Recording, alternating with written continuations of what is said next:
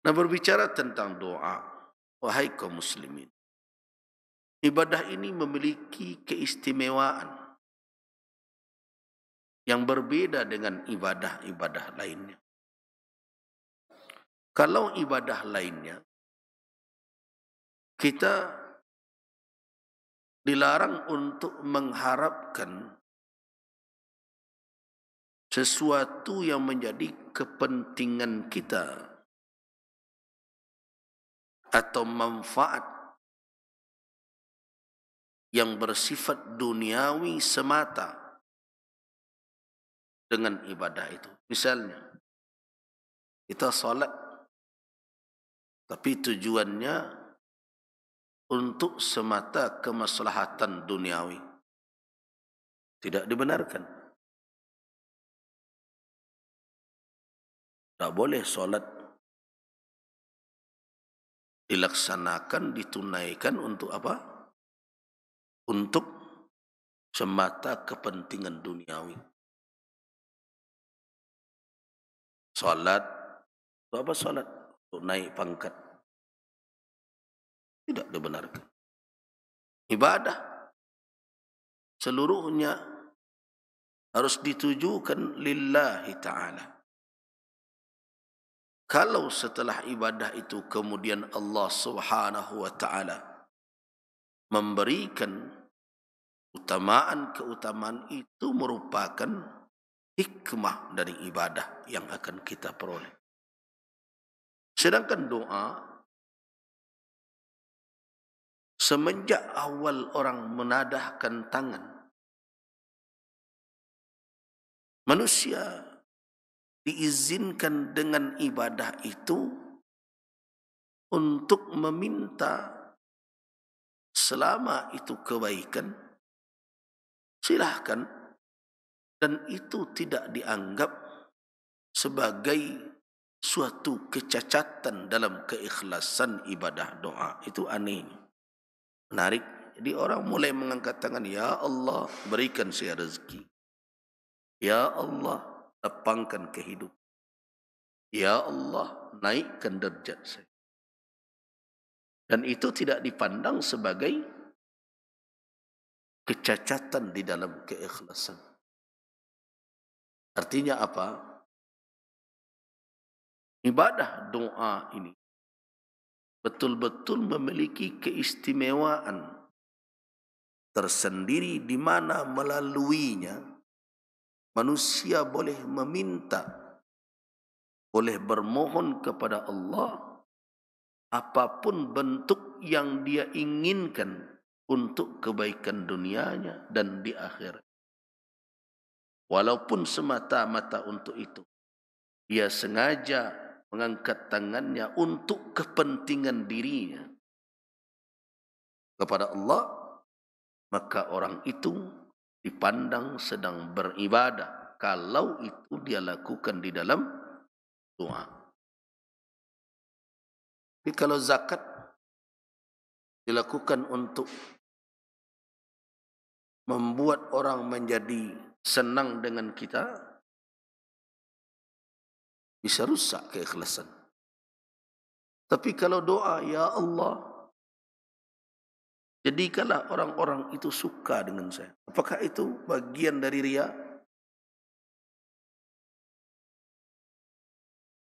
Nah, begitulah keistimewaan doa ini. Ketika seluruh ibadah dituntut dari awal melangkahnya untuk lillahi ta'ala, tidak ada di dalamnya maksud-maksud yang bersifat kemaslahatan duniawiyah, tetapi yang diharap dengan itu adalah ridha Allah subhanahu wa ta'ala. Kalau toh Allah subhanahu wa ta'ala menurunkan kepada kita kemaslahatan itu, maka bukan itu yang menjadi tujuan utama, tapi ridha. Maslahatan itu mengikuti dari ridha Allah. Itu konsep ibadah secara umum. Tapi doa Dari awal kita melangkah, kita inginkan hajat kita, kebutuhan kita, keinginan kita. Dan Allah Subhanahu wa ta'ala tidak menganggap cara seperti itu sebagai suatu yang kehilangan keikhlasan. Nah, dengan keutamaan tersebutlah makanya manusia mendapatkan jalan kepada Allah untuk meminta seluruh kebutuhan. Jadi tidak mengherankan kalau doa-doa itu beragam. Dari kemaslahatan duniawi sampai kemaslahatan ukhrawi. Silahkan kadukan. Wa idza sa'alaka 'ibadi fa inni qarib. Ujibu da'watad da'i. Nah, disitulah manusia menemukan kekuatan doa. Tapi satu yang diminta oleh Allah agar doa itu diijabahnya. Apa itu? Kata Allah, "Falyastajib." Sebelum mereka meminta ijabah kepadaku, maka hendaklah mereka mengijabah dahulu seruanku. Meminta untuk kemaslahatan kita saja boleh dalam doa. Meminta untuk tambahan kenikmatan duniawi boleh. Selama itu baik, mintalah. Kamu menadahkan tangan untuk kepentinganmu, untuk kenikmatanmu, kamu dipandang beribadah. Alangkah mulianya itu. Tapi satu yang diminta oleh Allah, supaya doa itu diijabah di sisinya, ijabah dahulu seruanku. Jawab dahulu panggilanku. Makanya kata Allah dalam ayat itu, "Falyastajibu li." Hendaklah mereka memenuhi apa yang aku serukan kepada mereka itu. Kita telah mengijabah seruan Allah Subhanahu wa ta'ala sebatas kemampuan kita dengan segala yang kita miliki, seperti mentadaruskan Al-Quranul Karim, berbagi dengan yang lain, dan sebagainya. Nah, apakah setelah semua yang kita lakukan itu tidak ada tergerak di dalam diri kita keinginan untuk bermunajat kepadanya? Al-Quranul Karim menuntunkan 3 amal ini. Siam dengan segala sunnahnya, tadarus Al-Quran dengan tadabburnya, yang ketiga munajat dengan ketundukan dan kepatuhannya. 3 inilah amalan utama di bulan Ramadan. Puasa dengan sunat-sunatnya, termasuk qiyamnya. Yang kedua adalah tadarus Al-Quran dengan tadabburnya. Dan yang ketiga, doa dengan ketundukannya. Nah, sisi mana yang terasa masih kurang bagi kita setelah 10 yang awal kita lalui? Maka tingkatkanlah, wahai ibadallah. Selama ini, berapa hari kita telah melakukan siyam, qiyam dengan segala sunnah. Dan sekarang kita evaluasi pula bacaan Al-Quran kita. tadarus yang kita lakukan, tadabbur yang kita lakukan terhadap ayat-ayat Allah. Dan yang ketiga yang harus ditingkatkan adalah semangat untuk bermunajat pada Allah dengan doa. Tapi ingat, ijabah seruan Allah.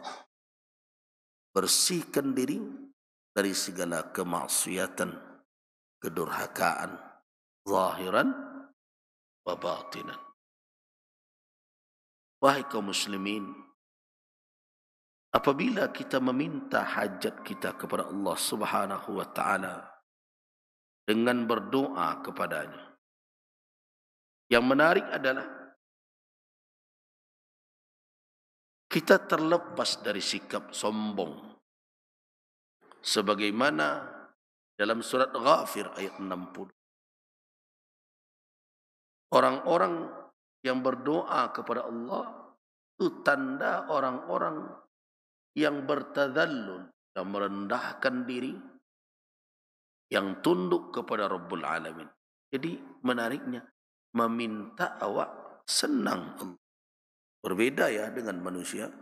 Manusia banyak nak kandak awak.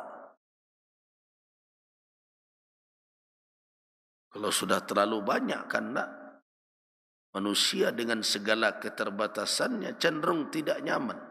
Tapi Allah malah sebaliknya, memperlakukan kita hambanya, tidak meminta kita kepadanya, malah dia anggap sebagai suatu kecongkakan. Perhatikan surat Ghafir ayat 60.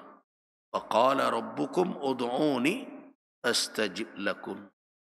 Innal ladzina yastakbiruna an ibadati sayadkhuluna jahannama dakhir.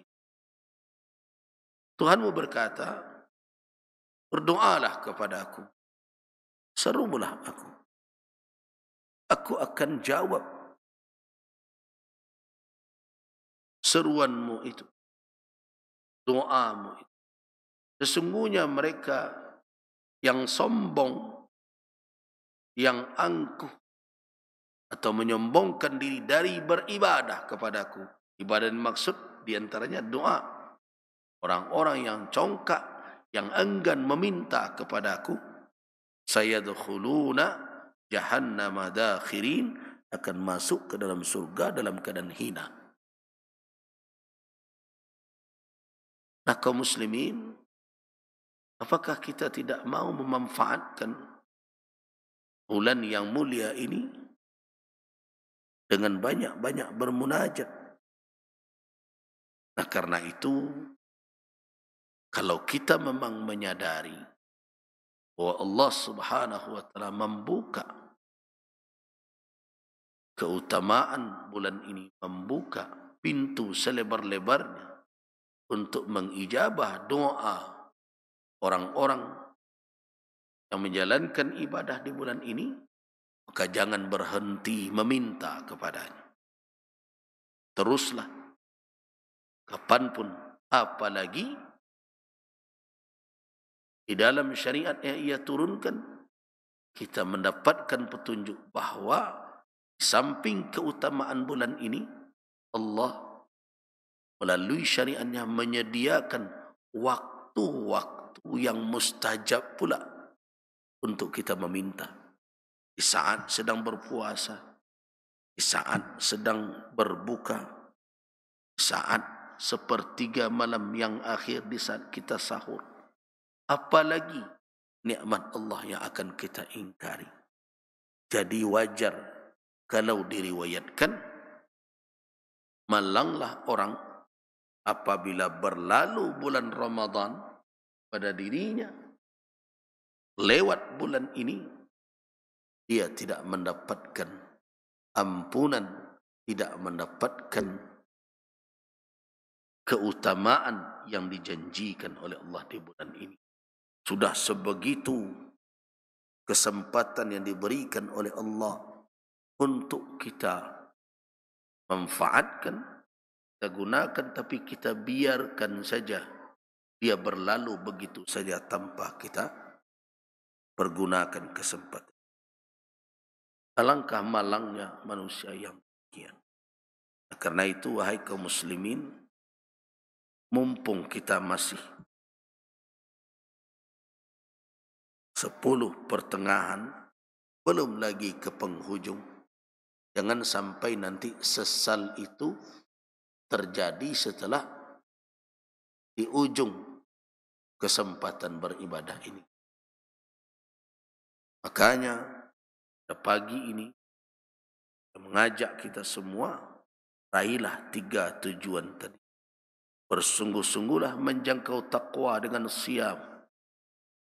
Bersungguh-sungguhlah mendapatkan syukur dengan mentadabburi ayat-ayat Allah. Dan bersungguh-sungguhlah mendapatkan rusdu, hidup di dalam tuntunan kebenaran yang diturunkan oleh Allah, tidak lagi menyimpang dari jalan yang benar itu, dengan sungguh-sungguh bermunajat kepada Allah Subhanahu wa taala.